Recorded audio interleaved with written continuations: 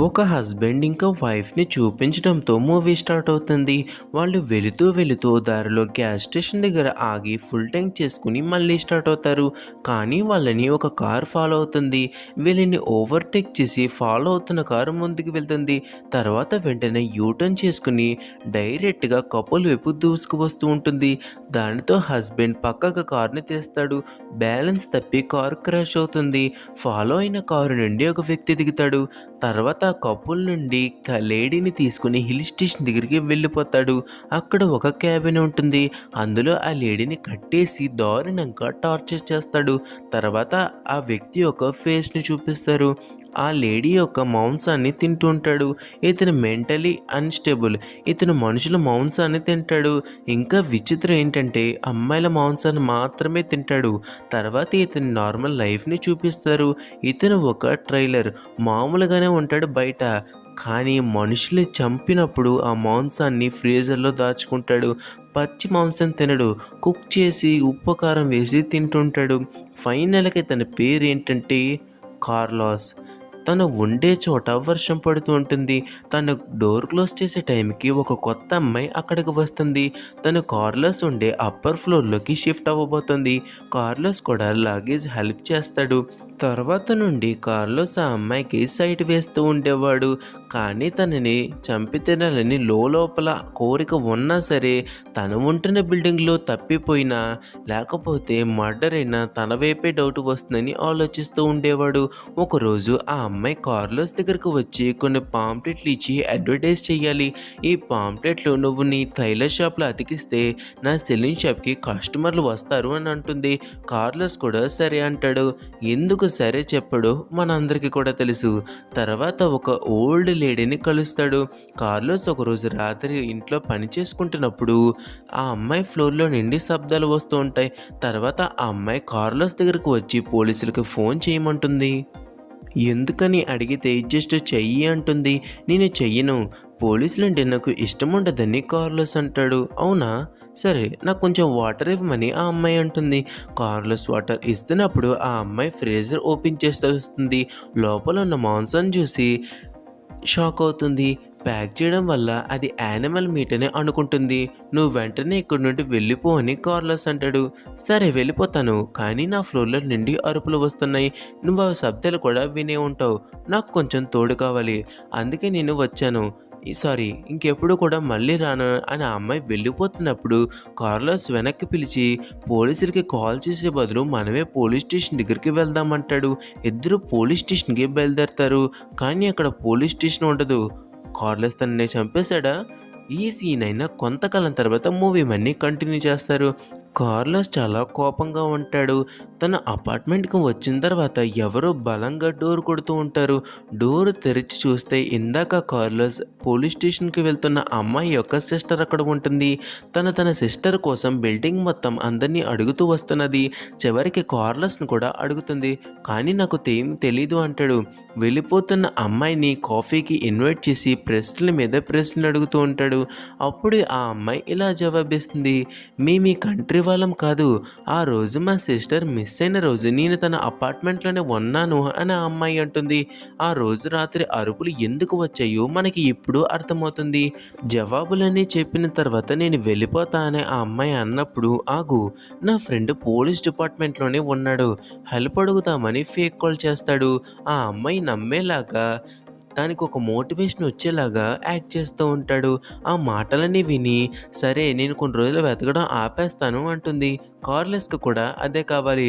ఆ అమ్మాయి అదే అపార్ట్మెంట్లో ఉండేలాగా అరేంజ్ చేస్తాడు. తర్వాత కార్లోస్కి చర్చి నుండి కాస్ట్లీ క్లాత్ కుట్టమని ఆర్డర్ వస్తుంది. ఆ పనిలో బిజీగా ఉంటాడు.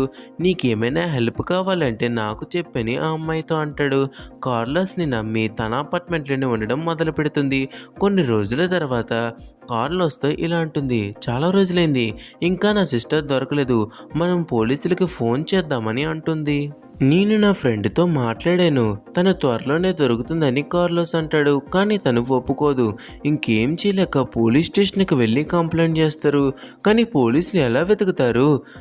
ఎందుకంటే తన సిస్టర్ కార్లోస్ కడుపులో ఉంది. అవును, కార్లోస్ తన సిస్టర్ని తినేశాడు. సో మనకి ఇక్కడ ఈ విషయం క్లియర్ అవుతుంది.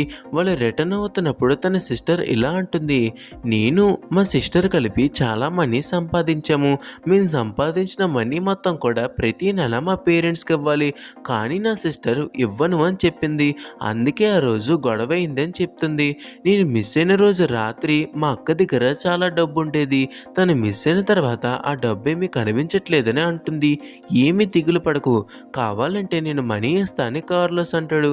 ఎందుకు నాకింత హెల్ప్ చేస్తున్నారని అడిగినప్పుడు నా మనసు పెద్దదని కార్లోస్ అంటాడు. తర్వాత రోజు కార్లోస్ని ఆ అమ్మాయి డిన్నర్కి ఇన్వైట్ చేస్తుంది. కానీ కార్లోస్ స్మూత్గా రిజెక్ట్ చేస్తాడు. ఎందుకు ఒంటరిగా ఉంటున్నావు, ఫ్రెండ్స్ లేరా అని ఆ అమ్మాయి అడుగుతుంది. అవునని కార్లోస్ అంటాడు. బాధపడకు, నాకు సెలూన్ ఉంది, రా మసాజ్ చేస్తా అని అంటుంది. వెళ్ళి వెంటనే వచ్చేస్తాడు. ఎందుకంటే కార్లోస్కి చాలా ఆకలిగా ఉంది. తన దగ్గరున్న మాంసం అయిపోయి వచ్చింది. ఆల్రెడీ ఒక అమ్మాయిని టార్గెట్ చేసి ఉంటాడు. తను తన హస్బెండ్తో ఉంటుంది. కానీ ఒకరోజు కార్లోస్కి వాళ్ళు బీచ్లో ఉండడం చూస్తాడు. కారు సైడ్కి పార్క్ చేసి ఉంటారు. వాళ్ళని ఫాలో అయ్యి కార్లోకి ఎక్కి రివర్స్ చేస్తారు. ఎవరో వాళ్ళ కార్ని దొంగలిస్తున్నారు అనుకుని హస్బెండ్ ముందుకు వెళ్ళగానే ఇంకో మాట ఆలోచించకుండా వెంటనే కారు ఎక్కించి చంపేస్తాడు. ఆ అమ్మాయి చాలా భయపడిపోతుంది.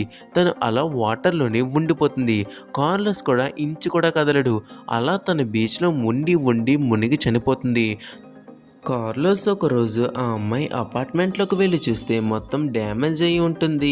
ఏమైందని అడిగినప్పుడు మా సిస్టర్ దగ్గర ఒక ఫ్రెండ్ మనీ తీసుకుంటూ ఉండేవాడు. ఇప్పుడు తను లేకపోయేసరికి నా దగ్గరకు వచ్చి అడుగుతున్నాడు. నేను ఇవ్వను అంటే మీ సిస్టర్ని నువ్వే చంపేవని పోలీసులకి కంప్లైంట్ ఇస్తా అని బెదిరిస్తున్నాడు అని అంటుంది. మీరు చెప్పండి, నేను అలా ఎలా చేయగలను చెప్పి బాధపడుతుంది. లేదు, నువ్వు అలాంటిదనే కాదు, నువ్వు రెస్ట్ తీసుకో అని చెప్పి కార్లోస్ కౌన్సిల్ చేస్తాడు. తర్వాత నాకు ఒక క్యాబిన్ ఉంది హిల్ స్టేషన్ దగ్గర, పద వెళ్దామని ఆ అమ్మాయిని తీసుకువెళ్తాడు.